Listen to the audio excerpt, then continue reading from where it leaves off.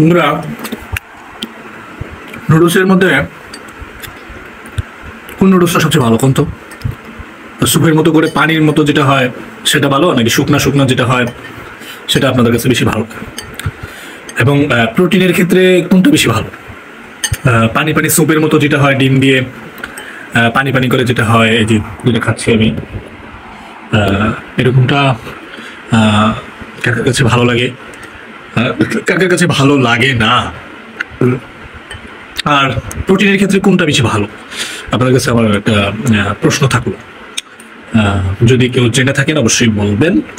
তবে আমি যতটুকু মনে করি গাইস, আমি যতটুকু মনে করি যে শুকনা শুকনা যে নুডলসটা সেটার থেকে স্যুপ হয়ে যে নুডলসটা হয়, স্যুপ পানি পানি করে, সেটা কিন্তু অত্যাধিক স্বাদ এবং প্রোটিন খুবই খুবই ভালো, খুবই ভালো স্বাস্থ্যের জন্য। এবং এটার মধ্যে অবশ্যই ভালো গুণ রয়েছে, যেটা তুলনামূলকভাবে শুকনা নুডলস থেকে এটা এই স্যুপে যেটা হয় এটা খুবই খুবই ভালো ওটার চেয়ে, আমি মনে করি।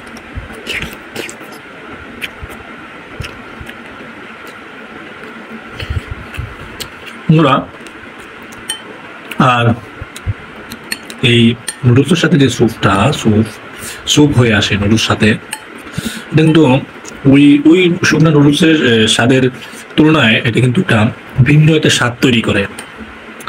যারা নিয়মিত খায় তারাই মানে এটার যে স্বাদ, এটার যে গুণাগুণ, এটার সম্পর্কে তারা অবগত এটা অবশ্যই। কিন্তু শুকনাটার তুলনায় এটা কিন্তু অত্যাধিক স্বাদ, এবং এটার মধ্যে অনেক ভালো ক্যালোরি রয়েছে, যেটা আমরা অনেকেই জানি এবং আবার অনেকেই এটা জানি না। তবে বন্ধুরা, নিরাশ হওয়ার কিছু নেই, আমরা জেনে নিতে পারবো। জেনে নেওয়াটা এখন আমাদের জন্য খুবই সহজ। আমাদের হাতে হাতে সবার স্মার্টফোন রয়েছে, ইন্টারনেট রয়েছে, আমরা যে কোনো অজানা বিষয় আমরা খুব সহজে জানতে পারি বন্ধুরা, সেটাই।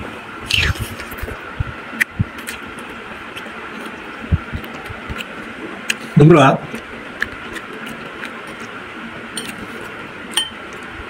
প্রচুর পরিমাণে প্রোটিন রয়েছে এই স্যুপের মধ্যে, নুডলস দিয়ে পানি পানি করে, সেই স্বাদ অত্যাধিক স্বাদ, ওয়াও অ্যামেজিং। এত স্বাদ, মাইন্ড ব্লোয়িং, খুবই স্বাদ, খুবই চমৎকার হয়েছে রান্নাটা। আমার আম্মুকে অসংখ্য ধন্যবাদ।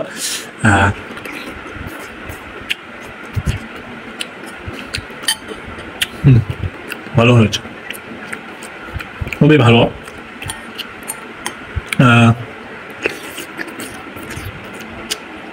আমি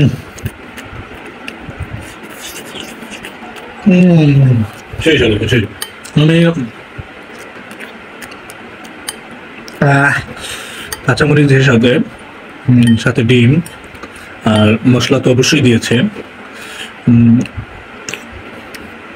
অত্যাধিক স্বাদ হয়েছে। সেই স্বাদ আপনারা জানেন যে আমি খাওয়া দাওয়াতে খুব এক্সপার্ট। যারা জানেন না আজকে জেনে রাখেন, খাওয়া দাওয়াতে আমি খুব পেটু এবং খুবই স্বরূপ থাকি সবসময়। যে যা দেয় আমি খুব করে একদম খাবার দিয়ে খেয়ে ফেলি। আমার খাবার দাবার নিয়ে কোনো অনীহা নেই, আমার কখনোই ছিল না, ছোট থেকেই খাওয়া দাওয়াতে এক্সপার্ট ছিলাম। আরো আরে না, আমি এত খেতে পারবো না। অলরেডি আমি এক পালা খাইছি। আরে কি একটা অবস্থা, তুমি কান্দ দেখো, আমি তো অনেকখানি খাইছি, আরো কিভাবে খাবো?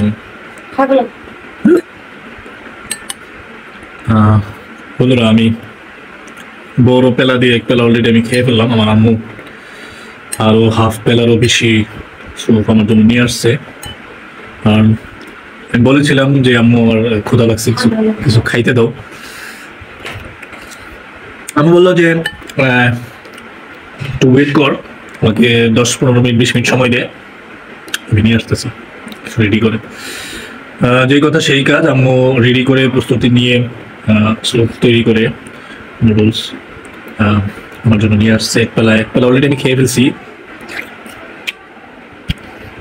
ভালো হাফ প্যালেরও বেশি নুডলস আমার জন্য নিয়ে আসছে আম্মু, যেটা খাওয়া আমার জন্য কোনো ব্যাপার না, তবু কি বলে এটাকে, তবু আর কি উপরে উপরে আর কি বলা, যে মাকে বললাম না আমি এত খাইতে পারবো না, হ্যান তেন, খাওয়া এতটা কোনো ব্যাপার না আমার পক্ষে।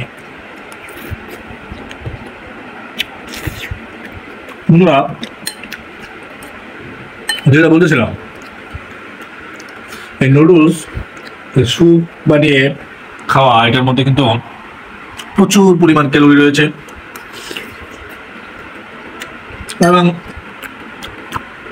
অত্যাধিক স্বাদ, যেই স্বাদের কথা মুখে ভাষায় প্রকাশ করার মতো না। বন্ধুরা, যার মুখে এই খাবার যাবে, এই স্যুপ যার মুখে যাবে, সে বুঝবে স্বাদটা আসলে কিরকম, কতটুকু পরিমাণে এত স্বাদ কেন।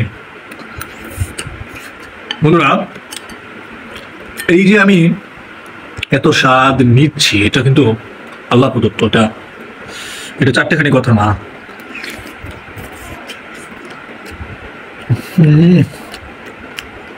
সেরকম স্বাদ, আলহামদুলিল্লাহ আলহামদুলিল্লাহ। কারা কারা স্যুপ বানাইতে পারেন আমাকে একটু বলবেন। আমি ওই শুকনো নুডলসটা বানাইতে পারি, কিন্তু এই স্যুপ কিরকম ভাবে বানাইটা আমার জানা নেই, কিন্তু আমি শিখবো, আমার খুব ইচ্ছা আমি এটা শিখবো মায়ের কাছ থেকে।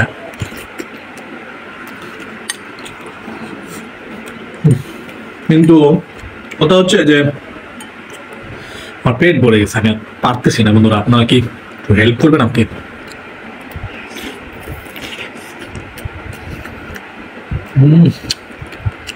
স্বাদের জন্য আমাকে পুরা 5টা পৃষ্ঠে ধরে রাখছে, আমি কোনোভাবেই ছাড়তে পারতেছি না। আমার মানে পেট ভরে গেছে, কিন্তু তবুও যেন আমার স্বাদ, যে স্বাদ, এই স্বাদে আমাকে মুখে নিতে বাধ্য করতেছে।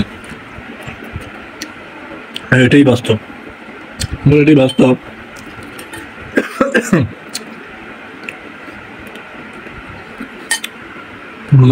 পানি খায়নি।